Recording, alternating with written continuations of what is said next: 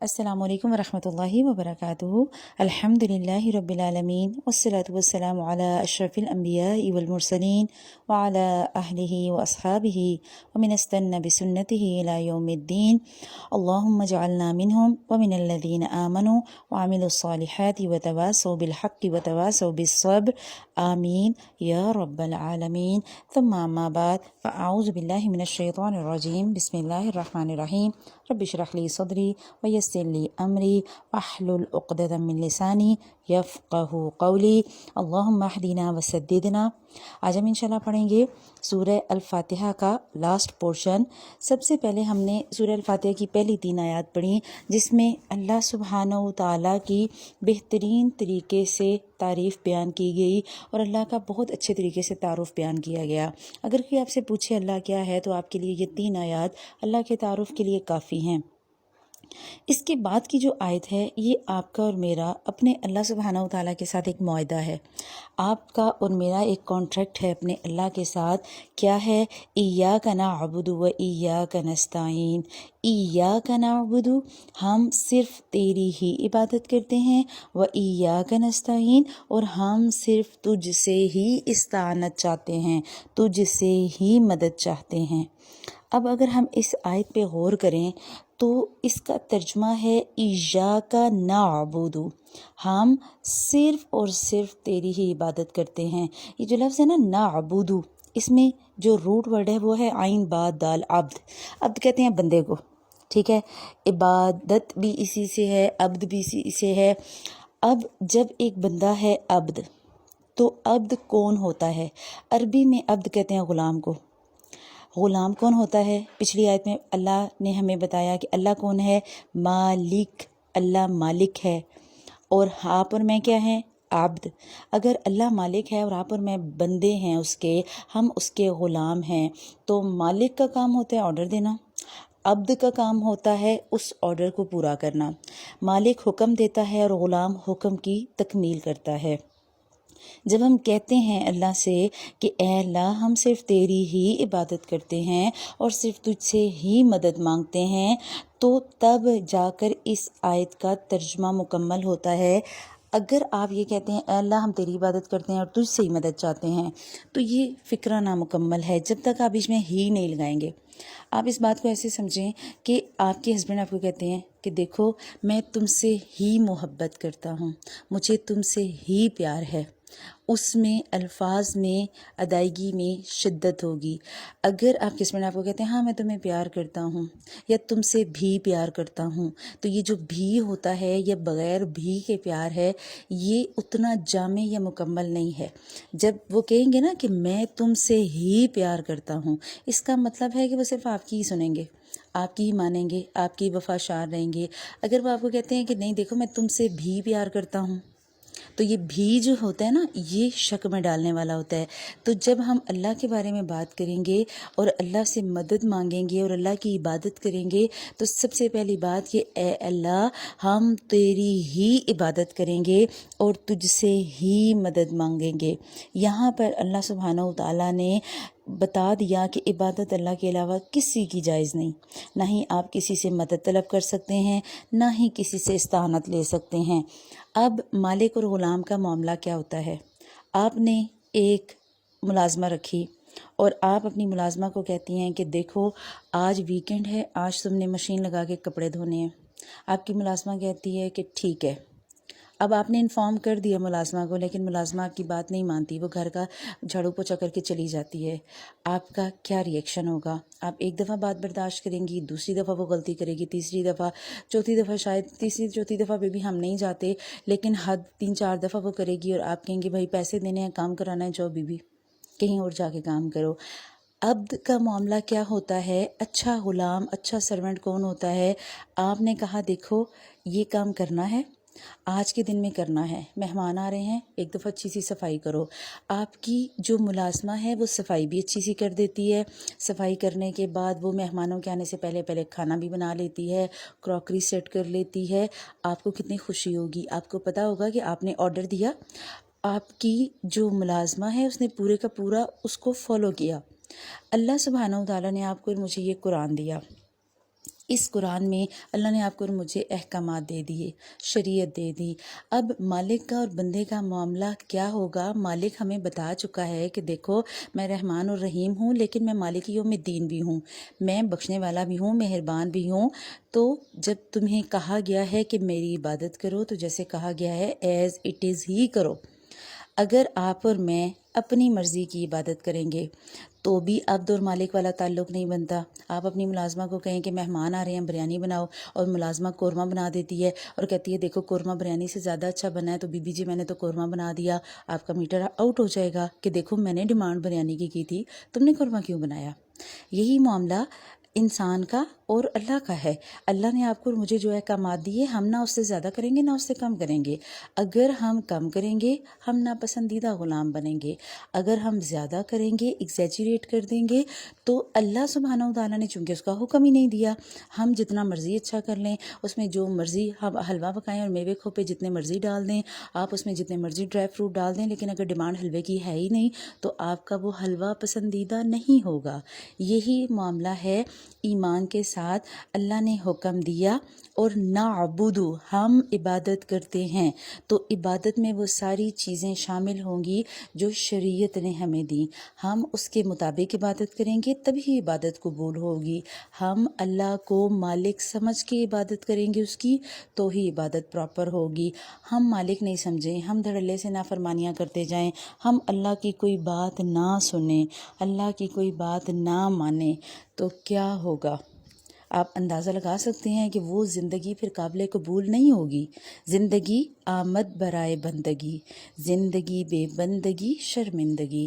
تو جب زندگی ایسی ہوگی جس میں عبادت نہ ہو، بغیر عبادت کے، وہ سراسر شرمندگی ہوگی، اور وہ کس دن ہوگی؟ مالک یوم الدین، اس دن جس دن اللہ اکٹھا کرے گا اور اللہ مالک ہوگا۔ مالک پھر پوچھے گا اپنے عبد سے، ہاں جی بھیجا تھا نا دنیا میں، سب کچھ دیا تھا، جیسے آپ اپنی سرونٹ کے ساتھ معاملہ کرتے ہیں، آپ انہیں عید پہ گفٹ بھی دے رہے ہیں، اپنے کپڑے بھی ایکسٹرا دے رہے ہیں، اپنی جوتیاں بھی دے رہی ہیں، اپنی ہر وہ چیز جو آپ نے استعمال نہیں کرنی آپ اٹھا کے اپنی ملازمہ کو دے دیتی ہیں کہ چلو یار اس کا گزارا ہو جائے گا۔ اللہ آپ کو اور مجھے تحفے پہ تحفے دے رہا ہے، اللہ ہمیں رزق دے رہا ہے، ہمارے گناہوں پہ فوراً ہمیں نہیں پکڑا، ہمارے لیے آسانیاں اور سہولتیں، رشتے دے دیے، گھر دے دیے، کاروبار دے دیے، بچے دے دیے، سکون دے دیا۔ اس کے باوجود اگر ہم عبادت نہیں کریں گے تو پھر اللہ نے ہمیں پہلے ہی بتا دیا کہ دیکھو میں غفور الرحیم تو ہوں لیکن میں مالک یوم الدین بھی ہوں۔ تو اگر عبادت کرنی ہے تو یہ ذہن میں رکھنا کہ میری ہی کرنی ہے۔ اسی لیے یہ کانٹریکٹ کی بات درمیان میں آئی۔ اگلی 3 آیات جو ہیں وہ اس بندے کی دعا ہے اللہ سے، لیکن یہ جو درمیان کی ایک آیت ہے یہ اللہ سے معاہدہ ہے کہ اے اللہ میں صرف خالصتاً تیری ہی عبادت کروں گی اور تجھ سے ہی استعانت چاہوں گی۔ نستعین کا مطلب ہوتا ہے استعانت، مدد طلب کرنا۔ اب ہمارے ہاں ایک بہت دکھ کا معاملہ ہوتا ہے کہ ہمارے ہاں یہ بات کہی جاتی ہے، کچھ لوگ اس بات کو ایسے بیان کرتے ہیں لوگوں کو مغالطے میں ڈالنے کے لیے، اور کہتے ہیں کہ دیکھو جب ہم بیمار ہوتے ہیں تو ڈاکٹر کے پاس مدد کے لیے جاتے ہیں نا، بیوی سے ہم اپنی مدد لیتے ہیں، گھر کے کاموں کے لیے، گھر کے سکون کے لیے، ہم گھر کے ملازموں اور ڈرائیوروں سے مدد لیتے ہیں، ہم دوسرے انسانوں سے مدد لیتے ہیں۔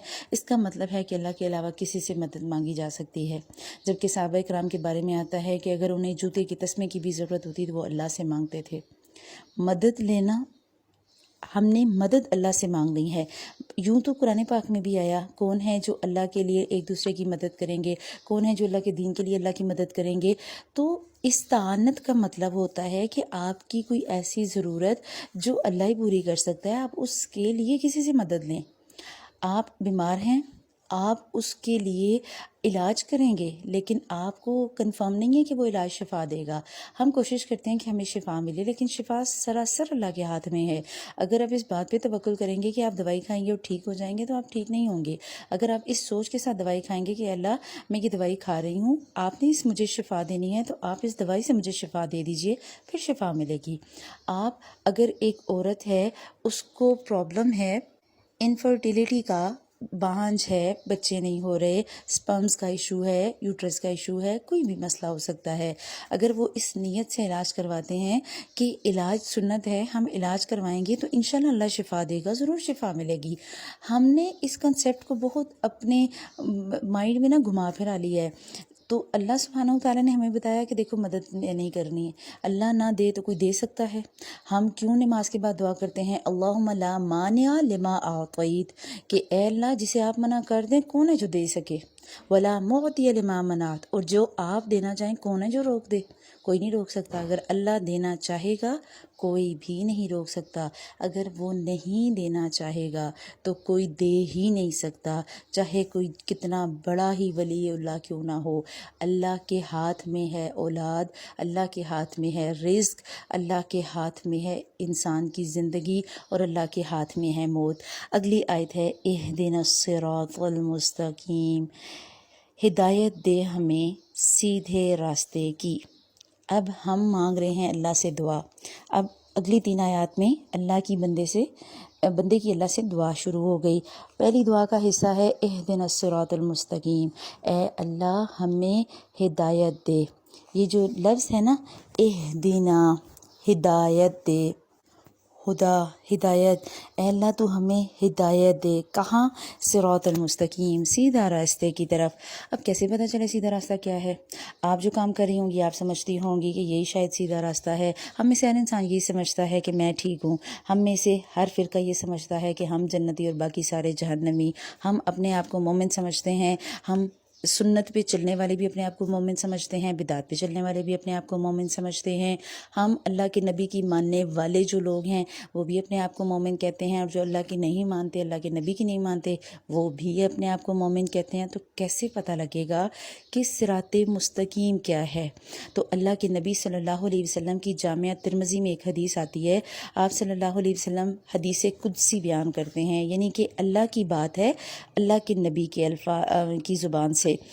کیا کہتے ہیں؟ اللہ کے نبی فرماتے ہیں کہ اللہ تعالیٰ تمہارے لیے ایک مثال دیتا ہے، اور مثال ایک سیدھے راستے کی ہے۔ راستہ کیسا؟ جس کے دونوں طرف دیواریں ہیں اور دیواروں میں دروازے ہیں۔ اب سمجھتے جائیں، سیدھا راستہ ہے، دونوں سائیڈوں پہ دیواریں ہیں، دیواروں میں دروازے بنے ہوئے ہیں، اور دیواروں پر دروازوں کے آگے پردے لگے ہیں، اور ایک آواز دینے والا سامنے کھڑے ہو کے آواز لگا رہا ہے آپ کے سیدھے راستے کی طرف، آ جاؤ، آؤ میری طرف، آ جاؤ، اسی راستے پہ آؤ تو تم کامیاب ہوگے۔ اور ایک آواز لگانے والا اوپر آواز لگا رہا ہے، اور وہ کہہ رہا ہے کہ جب تم کسی دروازے کے پاس کھڑے ہوتے ہو تو اوپر آواز لگانے والا اوپر سے ایک آواز لگاتا ہے کہ دیکھو اس دروازے کو نہیں ہٹانا، اس پردے کو نہیں ہٹانا، پردہ ہٹاؤ گے دروازہ کھل جائے گا، دروازہ کھلے گا تو کیا ہوگا؟ ہلاک ہو جاؤ گے، خبردار اس دروازے میں نہ جانا، ہلاکت ہو تجھ پر، اس دروازے میں نہ جانا ورنہ تم اس سے گزر جاؤ گے۔ اور یہ جو سیدھا راستہ ہے یہی صراط مستقیم ہے۔ اور پھر ایکسپلینیشن اس کی کیا دی گئی کہ یہ جو 2 دیواریں ہیں یہ اللہ کی حدود ہیں، اللہ کی بتائی ہوئی باؤنڈریز، اللہ کی دی ہوئی لیمیٹیشنز، کے ایسے رہنا ہے، اس کے اندر ہی رہنا ہے، اس کے اندر سے گزر کے جنت تک جانا ہے۔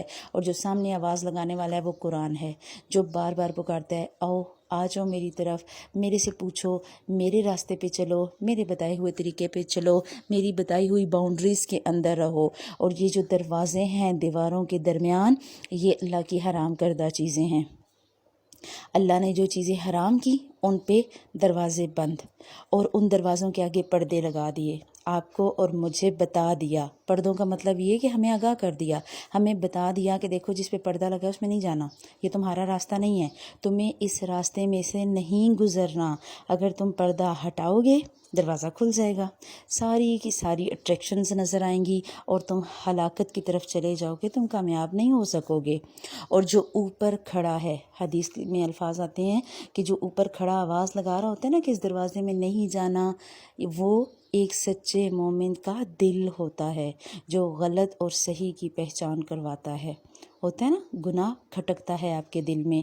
بعض دفعہ کیا ہوتا ہے، آپ نے کوئی کام کرنا ہے، آپ کا ارادہ ہے، آپ کسی فنکشن میں جانا چاہتی ہیں، اور آپ نے ڈریس نکالا، آپ ڈریس پریس کر رہی ہوتی ہیں، آپ کا ڈریس جل جاتا ہے، اس کا مطلب ہے اللہ آپ کو اس جگہ نہیں لے کے جانا چاہ رہے۔ اسی طرح بعض دفعہ آپ نے بازار جانا ہوتا ہے، آپ کی کوئی ایسی ایمرجنسی آ جاتی ہے، گھر میں کوئی مہمان آ جاتے ہیں، آپ نہیں جا سکتے، اس کا مطلب ہے اللہ آپ کو وہاں لے کے نہیں جانا چاہ رہا ہوتا، کیونکہ اس میں بھی کوئی مصلحت ہوتی ہے، ہو سکتا ہے وہاں کا جانا ہمارے لیے نقصان ہو۔ تو جو راستہ اللہ نے بتا دیا وہ راستہ ہے سیدھا